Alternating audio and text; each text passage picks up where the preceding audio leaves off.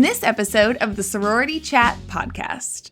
We work very hard and we wear a lot of hats. So we do a lot of in-person events. We travel to universities. And so kind of creating that community, I think a lot has come from us doing all these events with the colleges and with fans and meeting these people in person. I think that's the quickest way to build a community, because even if you meet one person, word spreads, and then your online presence and your social media community builds faster and more authentically through that. Hey y'all, and welcome to Sorority Chat. I'm Liz Toombs, a designer and sorority alum who's obsessed with all things Greek life. My mission? To bring you real conversations, smart insights, and fun stories that help make sorority living even better. So grab your favorite beverage, get comfy, and let's chat. Hello, sorority chatters. Welcome back to this week's episode. This week, my guest is a twofer. We have a mother-daughter duo, the founders of Solely Foster. We've got Frances Freeman and Kim Hackney. Welcome, ladies. Thank you. We're so glad to be here. Yes, thanks for having us. Yes, thanks for making time to come on. I have been a fan of yours since I found your collegiate Mahjong sets on Instagram and have been a loyal follower ever since. Thank you. We're glad. We love the Mahjong. We've worked so hard on that. So we're glad you enjoy it. Yes. So y'all are based in Oxford, Mississippi. Is that right? We're actually based out of Tyler, Texas. Texas. Okay. Yeah, we started the business here, and then that's where our office is as well. So it all operates out of Tyler. Okay, nice. And so where am I getting the Oxford link then? Is that where you went to college? Was Ole Miss?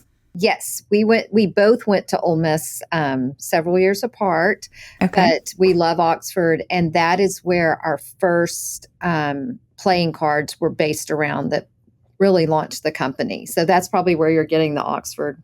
Thank you. Yes, I'm getting them jumbled in my brain. So what made you start this company? You said you did a deck of playing cards, Ole Miss inspired. So what led you to that? And then we'll get into more of where things are today. So I graduated from Ole Miss in 2020, and during that time, it was also COVID. So I was finishing school up at home, and we were about to go on a mother-daughter trip with my group of friends from Ole Miss, and we had been brainstorming just a good graduation gift for everyone, and we thought about playing cards with little icons and traditions that we all loved from the town of Oxford. Mm-hmm. And so we produced that, and people loved it, and they were like, y'all should start selling these to more people. And so we launched them just through word of mouth, Facebook, Instagram, and we sold, 500 in just a few weeks. And so at that time, I was looking for jobs and applying to different places. And we just decided to go all in and really launch Foster and expand the brand. So what kind of job were you looking for? What did you go to Ole Miss thinking you would pursue as far as a career? Was it something in line with this, or has this been a total curveball? Semi in line. I did integrated marketing and communications, and then I had a minor in art. So it kind of all flowed together. It's all been super useful in the business and kind of starting it from scratch, but it was a little bit of a curveball as far as finding a job. But yeah, you just made your own job, your own career start, which is pretty cool. And we truly started from nothing, a blank canvas. So it's been exciting. Mm-hmm. We didn't have a prototype to go by. So right, you're just sort of making it up as you go, building the plane as you're flying it, if you will. Absolutely. Sometimes that's the most fun, though. It's the entrepreneurial spirit, and then now you have this family business that you're creating, and it can be anything that you want it to be. Yeah. Most days, every day is a new day, and I find that we, make a really great step forward, and the day's exciting, but then we come back in the next day, and it's just quiet, and we start over, and we're on to celebrations. Don't last long because there's always something else to move forward into. I hear that. I totally get that as a fellow business owner. You got to Yeah. keep on trucking. Yes. Yes. So I'm curious, you said you had like all these orders, 500 orders for these playing cards. So did you just jump right in with getting something licensed, or were these non-licensed products at first and then it's evolved, or like, how did that process go? Yes. So we started with just the town of Oxford. And so it was like little restaurants and the library, just different fun places like Chicken on a Stick that students would know and alumni. And during that process, people were like, oh, well, we would love to see a deck of playing cards for Arkansas or Alabama, all these different schools. And then as we looked into it, we realized there's this whole licensing process that we have to get into in order to even begin producing those cards. And so we started that in about, I think, July or August of 2020. We started talking with a few attorneys from different schools to learn more about it. And then I would say by December, we had launched kind of the start of that licensing process for Foster and actually producing the product. Exactly. And then we really, in the meantime, at that time, our company was really cups, napkins, and playing cards, collegiate and non-collegiate. And that kind of moved forward for about 3 years until we decided, hey, we've got to pivot a little bit. We wanted new products. We were, our licensing and relationships with the universities were growing. We're currently licensed with 36 universities. Wow. And we thought, we don't want to just be the cups, napkins, and playing card company. And so we just started expanding deeper into each school with new products. And so in January of 2024, we decided to be direct to consumer, not really wholesale anymore, and do only collegiate. So we made a big pivot and really pruned our business in what was working best for us. I think that's really cool. Like, I really enjoy hearing what that process was like for you, and that you talking about like relationships growing with the universities. I went to the University of Kentucky and was a retail tourism management and like textiles major. And that program created a plaid that represents the university. So there's an official University of Kentucky plaid, and I served on that board for a while. And so I know kind of the other side of what you're talking about, being on a committee that's choosing what products are getting licensed and created and made. And it's a whole fascinating process that I really enjoy learning about and kind of hearing about all the different angles.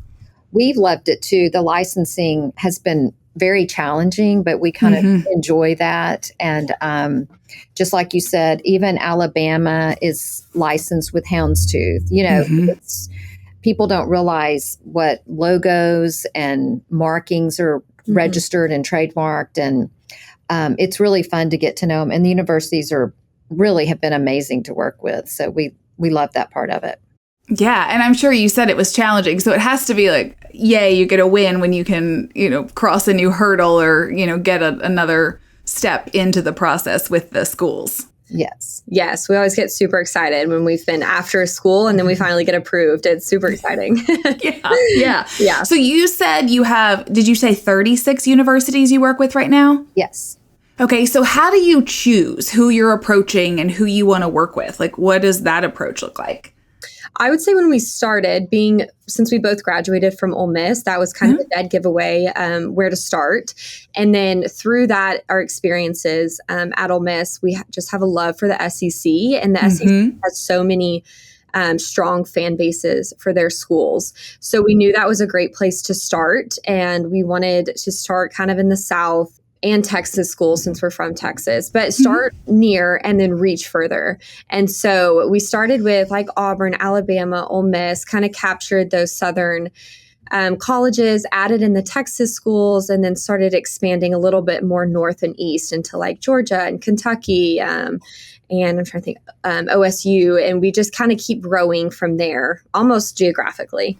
And now we find that universities even reach out to us. If we haven't applied for a licensing there, they will message us and, hey, we love this. We love your Mahjong, or we love your pajamas. We would love to have your products. And so we've created some, further schools that have reached out to us. So that's another way that's fun.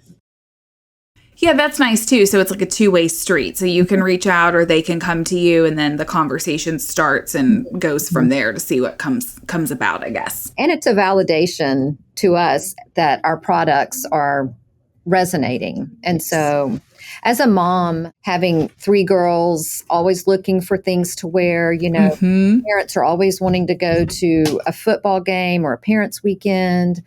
Or we just got back from the beach, and, at the beach, you see people that have hats on or T-shirts, but you may not want a T-shirt. So that's really what we decided. We want to produce the things for the customer that we are. And, if you go to the airport, it's fun to have a marking that's different. Men have lots of those options, but it always promotes conversation. With other parents or other students, and you never know where that leads. And that's kind of the name of our business.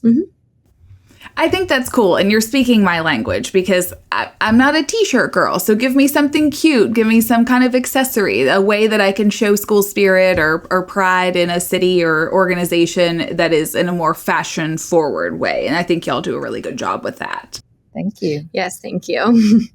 So how did you decide what product categories you wanted to pursue next? You said we need to do more than just cups and napkins, but there's a whole world of products out there. So what made you drawn to certain categories and proceed with those? Like she said, we really look around and we're like, what would we like to wear to a game day? Or if we're going to a friend's house or the beach, what would we like to wear or have with us that would represent our school? And so we just start brainstorming. My mom, Kim, is very creative, and she has a little hamster wheel of ideas flowing at all times. So we always have a list of products we would like to add. And then we also listen to the schools. They have lots of recommendations, and then customer base. And through, our own ideas, customer base, and the schools, you can kind of clearly start to see these gaps in the market that need to be filled. And so that's where we step in. Mm-hmm. Yeah. I mean, I'm sure it can be overwhelming. You said the hamster wheel, and that's such a funny phrase, but you're right. Or I'm sure you're just constantly wheels are turning and trying to figure out what else you could do. Right. Exactly. And, a lot of the things, I guess we can say this now, we're launching jute bags soon, and we're super excited about those.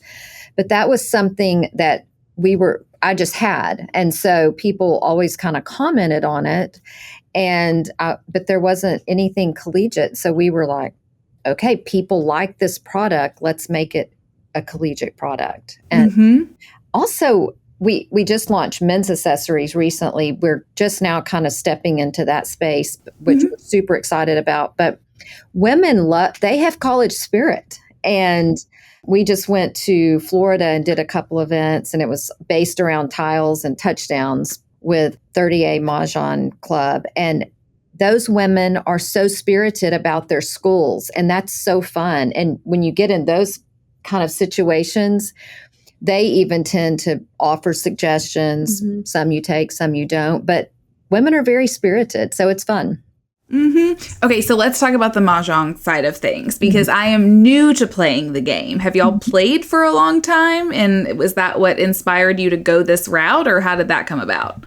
We went down that route. We had started to learn a few years ago now and enjoyed the game, but we had a lot of customers coming to us wanting Mahjong. And so it was an idea that we had kind of on the back burner for a while. And then the opportunity eventually presented itself that it was a good time to start producing the Mahjong. The licensing directors were starting to catch on with this, I would say, rage that has spread over Mahjong. And so it was a great time that they were willing to accept the new product. And we were in a good place to start producing the artwork and get it licensed and launch it. It's so cool. My problem with the game is that I love all of the sets and can appreciate the emblems that are used and the color palettes. And so really, I just want to collect all these tiles, and I'm going to be poor if I keep buying all of these sets and mats. It's such a fun way to like we display ours on our coffee table, or I have mine in my den right now. And they're just so fun to just leave out at the same time, like you're saying. And they could be seasonal. You have different things you may put in your home at different times of the year, so I think that's seasonal. And I love dessert plates or, different plates. I collect plates. So it's kind of like, or shoes, if you like whatever you collect, I think it's a fun thing just to collect. You don't have to have just one set. Thank you for justifying my shopping addiction, Kim. Absolutely. I appreciate that validation. But no, you're so right. And it's been so fun to learn the game with friends, even though I don't feel like I'm very good at it yet. I still enjoy learning, and it's always a new opportunity. And so I think these sets that y'all are creating are so great because they're really around school spirit and a pride and commonality for folks. So I think you're fostering community through these products. Yes, that's the whole really reason we started the business. Was not only is college a great way to bring people together and connect with a stranger that you've never met before, but you have something in common that means something to both of you.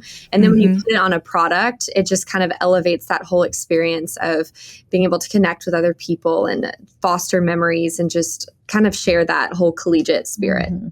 Now, were y'all Greek at Ole Miss? We were. We were both Kappas. Oh, okay, great. All right. I'm always curious, the sorority connection for folks. And yes, are you seeing any opportunity to partner with Kappa on things and create products there? Well, Greek life is a whole license in itself. So in order to produce Greek products, you've got to be licensed. So we really haven't stepped into that. We have gone to sorority houses at different universities for Parents Weekend. And that's been super fun and successful. And it's just another great way, for our products to get out there and to spread it. So yeah, we've actually had a sorority reach out to us that they want to do tiles. And so we're kind of in the works on that, but it would be their project. We're not going to sell Greek. I see. Well, I understand, right? You have universities that are their own ball of wax, Greeks are their own, and you kind of have different lanes there, I suppose. Yes, we have kind of figured out our lane and staying in it for now. Yeah, I don't blame you. I think if you focus on your strengths and, there's always cool things that can come or collaborations, but you can't do everything all the time. Everything. And, as you know, starting as a small business and just blank canvas, we're just always learning, and we have grown exponentially. And so with that often comes growing pains, but we want to stay on top of it. And so as we go, we, like Frances said, just have chosen to stay in this lane. Yeah, I think it's smart. You're at that 5-year mark. And so as a small business, that's a huge success, right? Because a lot of them fail before that 5-year mark. And so you're focused again on your strengths and how to go forward. And so I'm curious if there's any really big key moments in the last 5 years that stand out to you as big milestones or turning points or things that you just are really proud of from growing. This is always such a hard question. There's so many lessons that we've learned and accomplishments that we've had. We always say, I just think every day, there's small things that feel like a win. There's some big mile markers that we've had, but a big one that stands out is just us choosing to go direct to consumer. That's been really great for our business. And it's been really encouraging and kind of inspiring, just connecting with the fans and the colleges more. And taking that leap of faith just to go strictly retail from foster to consumer has been a huge learning curve for us and really great for our business. Yeah. I just really love working with the licensing directors and talking with them. And you don't just get licensed with every school, but you have to get licensed with every single product. So every time we have a new product, we go back through the process again.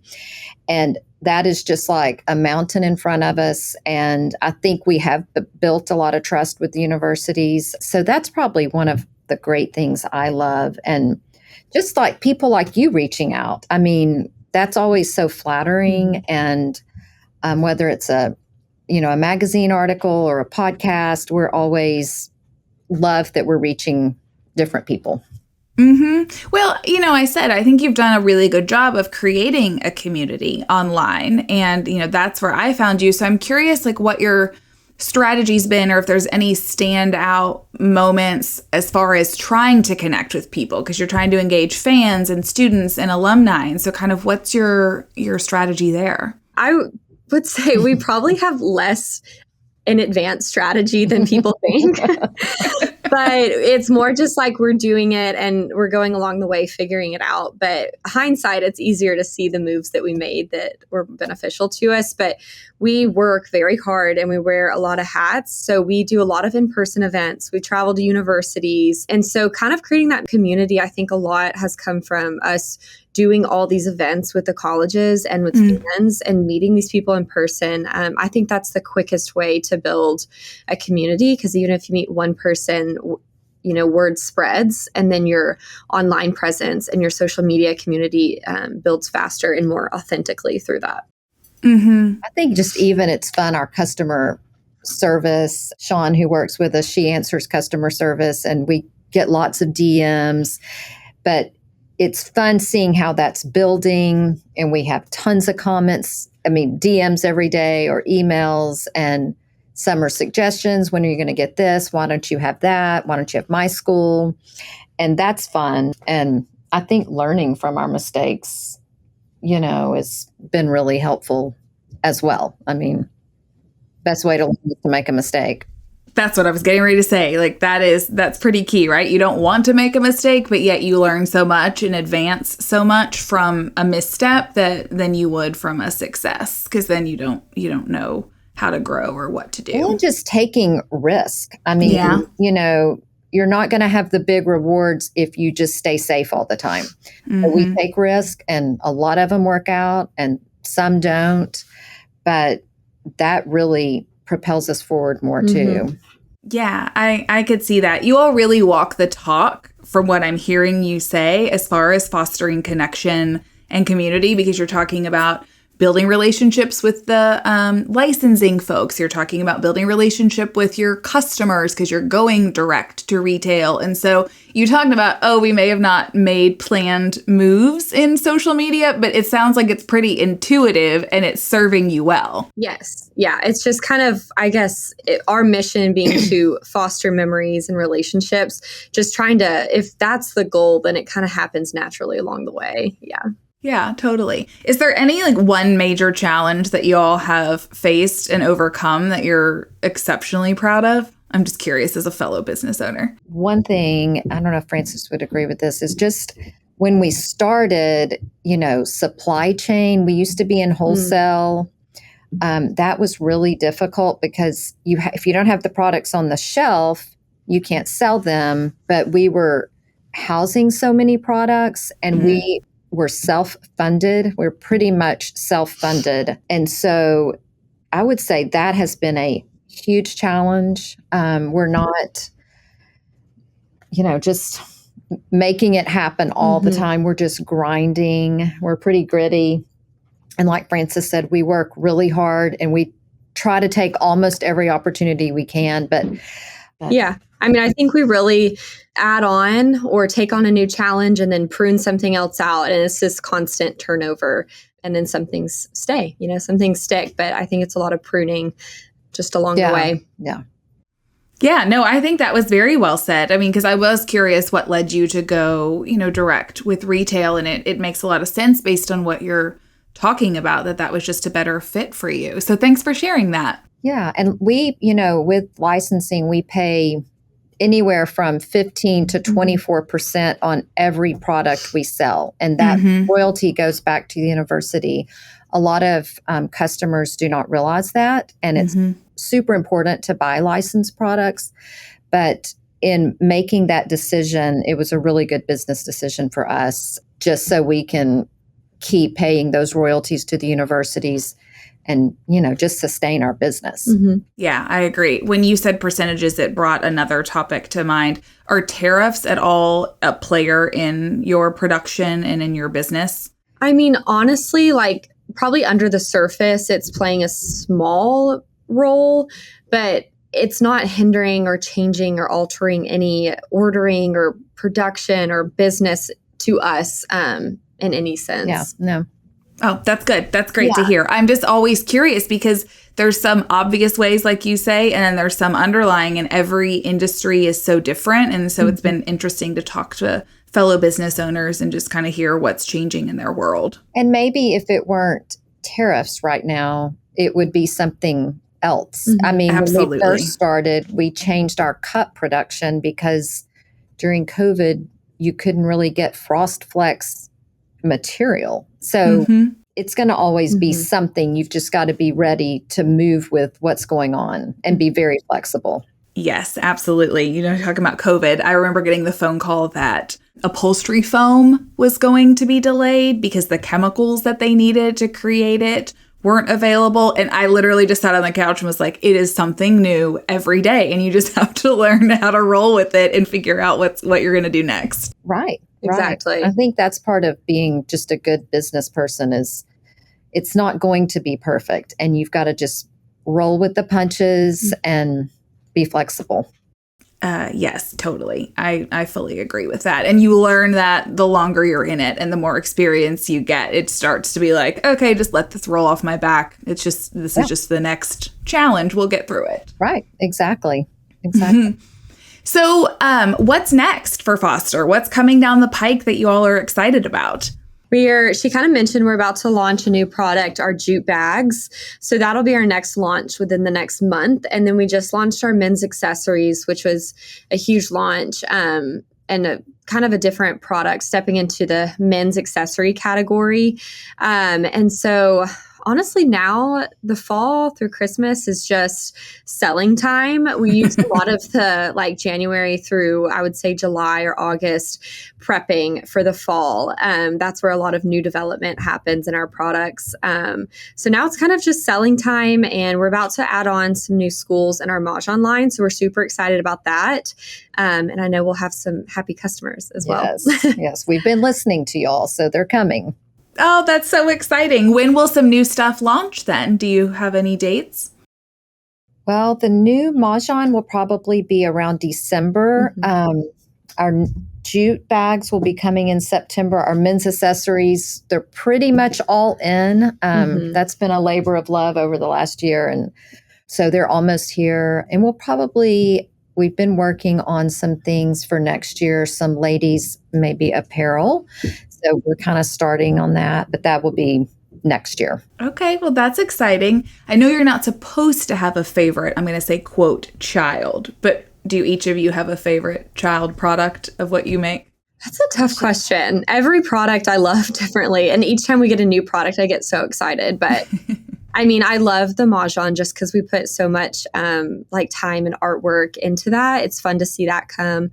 But the men's accessories, we were super excited about men's getting. Accessories right now might be mine, but then it's kind of fun. I'm looking around because we've got pajamas all around us and the children's clothing, and we have socks. We love the crew socks, and it's so fun because it's not just what product is our favorite, but then we find a new pajama or we love this pajama or we love that. We change them, our children's clothing or the socks.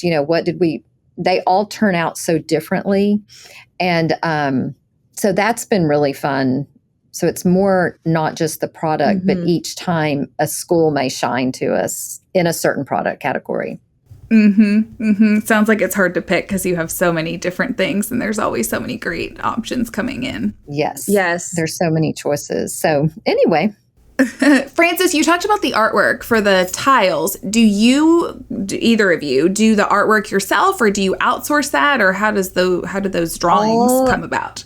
Yeah, all the artwork for Mahjong is done in-house here at Foster. Nice. So yeah, I do physically do all the artwork, but she does all the artwork for everything except the pajamas. She does everything: cups, napkins, playing cards. And that's probably another great part of our business is we don't really outsource anything. So when we say we produce it all, we really are hands-on producing it, and it is a Foster product.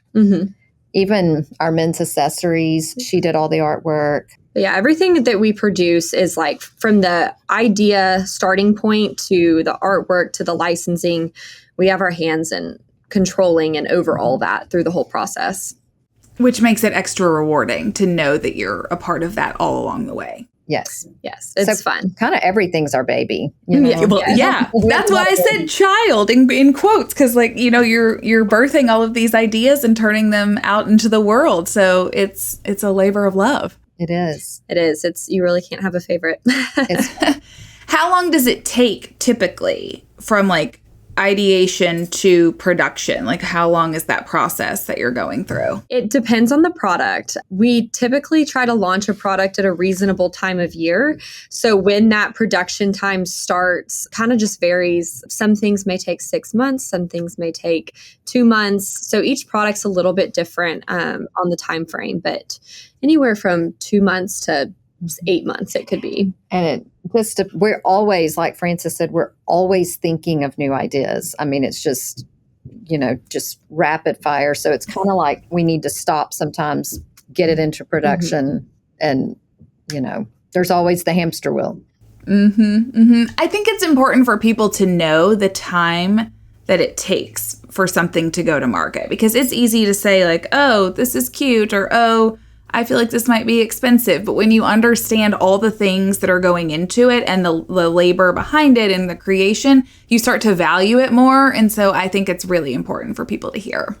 And we try to not overproduce either. We want our products to be special. So if you're getting a product, it's special. And we want there to be enough to go around, but we don't saturate the market with our products. So we can always come out with something new. That's a smart move. So do you discontinue things or like put them in an archive, or is there any kind of that component?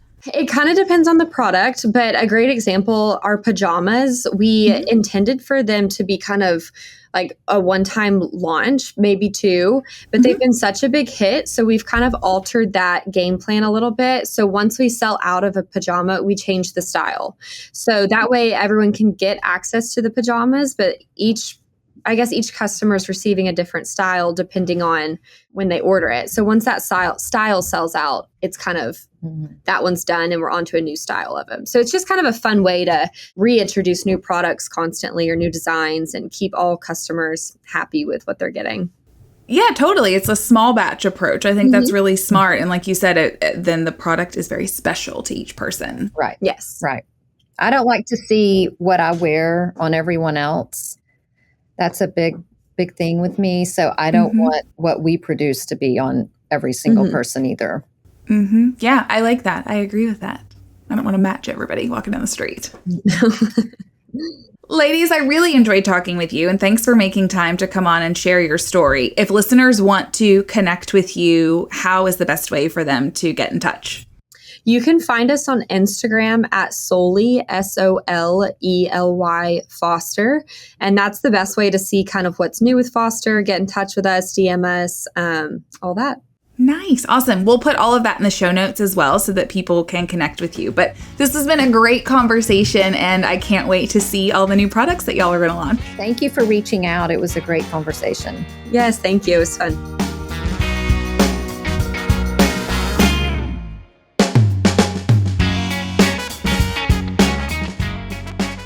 Welcome to Liz's House Hot Takes. This is where I take the lessons I've learned over the last 16 years of designing Greek houses and offer you my pro tips. Here's today's house hot take. Zoning is the secret to creating a stress-free shared bathroom. A successful shared bathroom isn't about having more space, it's about dividing it smartly. You need distinct areas, such as makeup counters with mirrors and task lighting, shower stalls with changing zones and hooks, separate toilet rooms for privacy, and an open sink area for quick routines. Add personal shower caddy storage with actual drainage, so there's no soggy messes. And suddenly, bathroom time feels like a system instead of a scramble. Thanks for listening to another House Hot Take. For more inspiration, check out the PDR Interiors Instagram or TikTok. I'm Liz Toombs, and this is the Sorority Chat podcast. Catch you next time.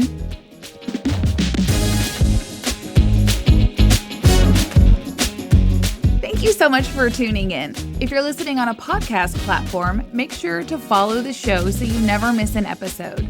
And if you got something out of today's conversation, we'd love for you to leave us a 5-star review. It helps us reach more listeners just like you. If you're watching on YouTube, be sure to check out this video right here or this one over here. And don't forget to like and subscribe. It really helps us out. On that note, I'm Liz Toombs with Sorority Chat, and I'll see you on the next one.